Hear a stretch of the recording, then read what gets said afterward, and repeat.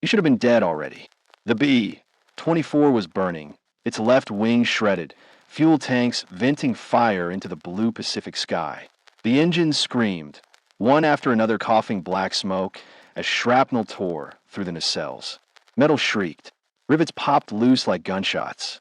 In the tail turret, Staff Sergeant Owen Baggett could feel the bomber breaking apart around him, the airframe shuddering with each piece that tore away. The intercom crackled once. Bail out. Bail out. Then went silent forever. He unbuckled, kicked open the hatch, and jumped into the sky. At 20,000 feet, the world was nothing but fire and wind. Below him, his bomber spiraled, a comet of smoke and aluminum fragments falling toward the Burmese jungle. Pieces of wing tumbled past him. The Japanese fighters that had shot them down, sleek Nakajima-ki, 43 Oscars, were circling back, hunting survivors. Not retreating, hunting.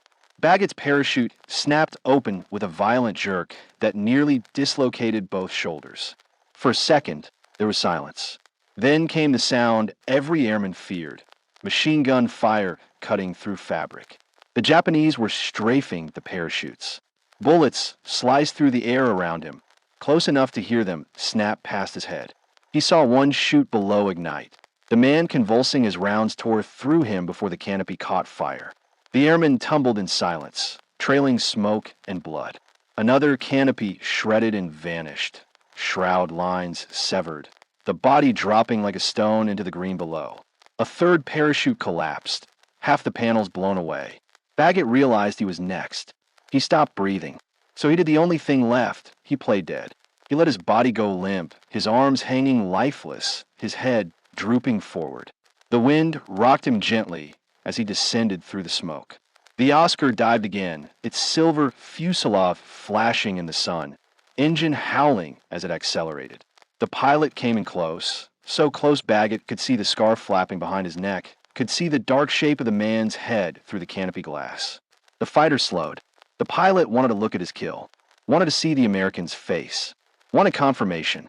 When the Japanese ace pulled up directly in front of him, maybe 30 feet away, close enough that Baggett could have thrown a rock and hit him, Baggett moved. Slowly, deliberately, fighting every instinct screaming at him to rush, he raised his Colt M 1911.45. His hand was steady. The wind tore at his sleeve, but his aim didn't waver. Through the gun sight, he could see the pilot's eyes widen, see the moment of recognition, the instant the man realized his mistake. He fired 4 times into the cockpit. The first round shattered the canopy. The second and third hit flesh, he saw the spray. The fourth punched through something critical. The fighter jerked sideways, smoke pouring from the cowling, then rolled inverted and plunged toward the jungle below. It exploded seconds later, a fireball that rose above the tree-line and painted the sky orange. Baggett hung in the sky, alone, the pistol still smoking in his hand. His ears rang. Cordite burned his nostrils. He had just done the impossible, killed a fighter pilot while hanging from parachute. That was March 31st, 1943, the day the U.S. Army Air Force realized the Pacific wasn't just about planes and ships. It was about the men insane enough to fight even after falling from the sky. Owen John Baggett was 23 years old, from Texas, raised on heat, dust, and hard work. He wasn't born to be a hero. He was an average small-town kid who played trumpet in the college band before the war came and swallowed his generation whole. His hands were calloused from farm work. His face was unremarkable. He'd never been in a fist fight before enlisting. He joined the Army Air Corps in 1941, trained as a gunner on the B-24 Liberator, a 4-engine monster of rivets and oil leaks, built to fly higher and longer than anything before it. The B-24 was a beast, hard to fly, prone to fires unforgiving. Crews called it the flying coffin. In training, Baggett was quiet, analytical. He studied the way fighters attacked, memorized angles, learned how long it took tracers to reach a target. He calculated deflection in his head, while others sprayed bullets and prayed. Most gunners panicked when enemy planes closed in. Baggett calculated. By early 1943, he was assigned to the 7th Bomb Group, 9th Squadron, flying missions out of Pandavsur, India, the forgotten front of the war. No news res, no glory, just grinding attrition. Their job, hit Japanese supply lines in Burma, and destroy bridges feeding the enemy advance toward China. It was supposed to be routine. It never was.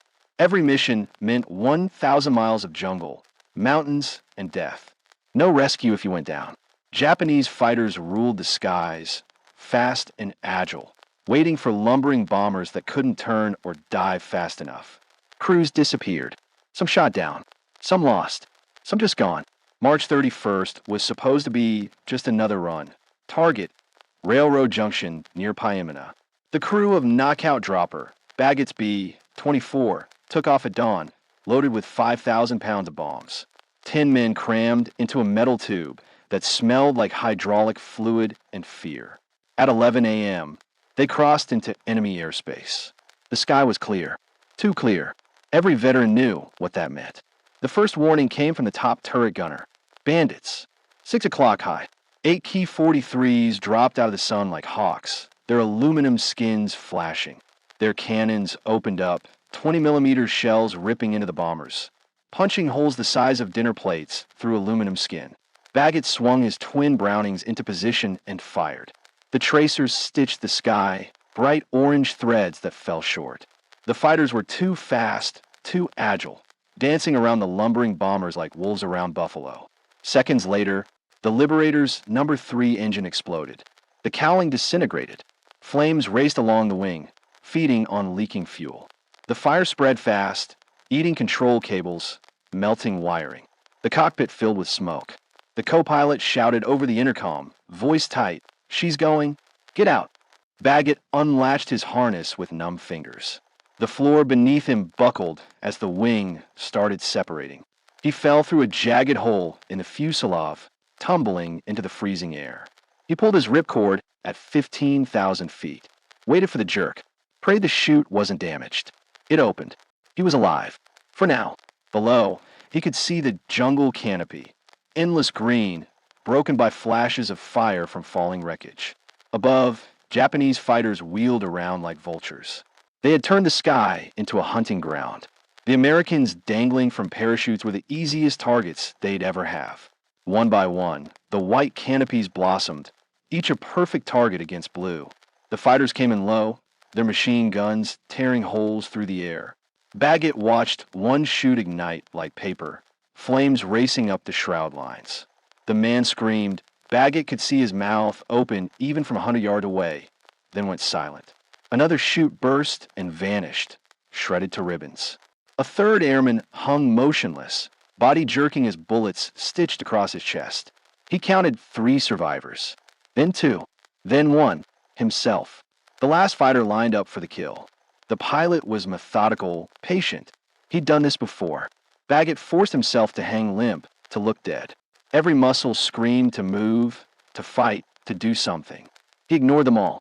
The plane slowed, engine throttling back, close enough that he could see the pilot's face, the leather helmet, the goggles. Young, maybe his age. Confident. In that moment, instinct overruled terror. His right hand moved to his hip. Fingers closed around the grip. He raised it slowly, fighting the wind, fighting the parachute's sway. The fighter filled his vision. He raised his pistol and fired. He would never forget the sound. 4 cracks swallowed by the wind, then the sudden, violent spin of the fighter as it peeled away.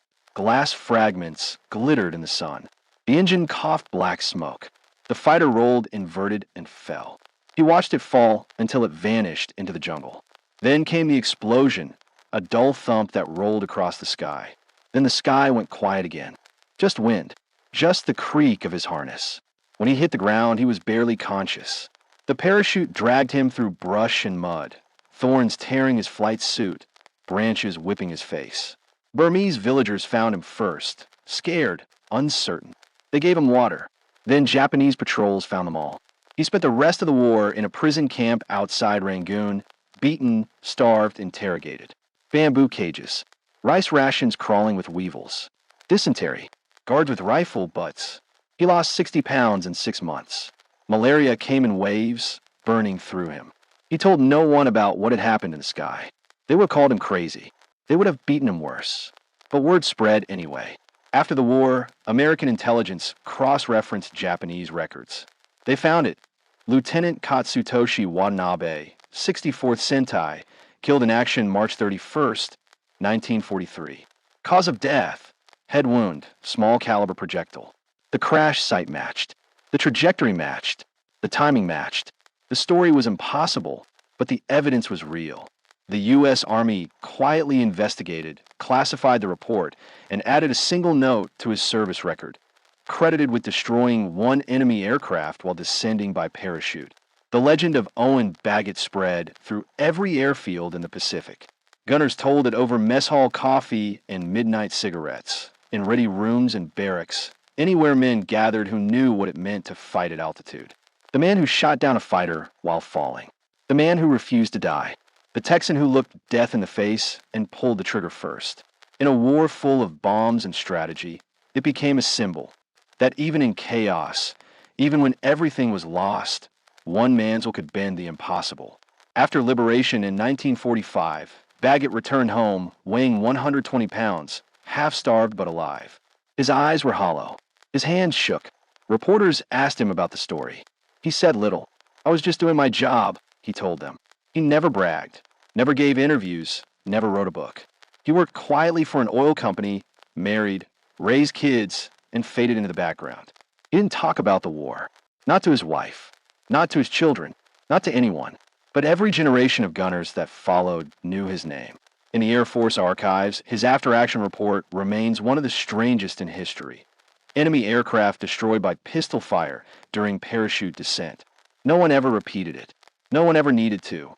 Because it wasn't about the pistol. It was about the mindset, the refusal to surrender even when falling out of the sky, even when death had you by the throat. If you ever visit the Air Force Museum in Dayton, Ohio, you can find a small display tucked in a corner. No medals, no statues, just a photograph of a B-24 in flames, and beneath it a single line of text. Staff Sergeant Owen J. Baggett refused to die quietly.